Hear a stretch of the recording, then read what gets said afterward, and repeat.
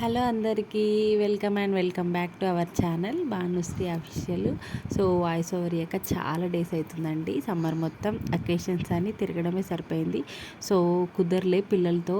So ఇప్పటి నుంచి అయితే మంచి మంచి కంటెంట్తో అయితే మీ ముందుకు వచ్చేస్తా. సో మీరు కూడా ఇలా సపోర్ట్ చేస్తూ నన్ను ఎంకరేజ్ చేయండి, ఓకేనా. ఈరోజు వీడియో వచ్చేసి ఏంటంటే మార్నింగ్ బ్రేక్ఫాస్ట్ అయితే తోటకూర ఫ్రై చపాతి చేద్దాం అనుకున్నా.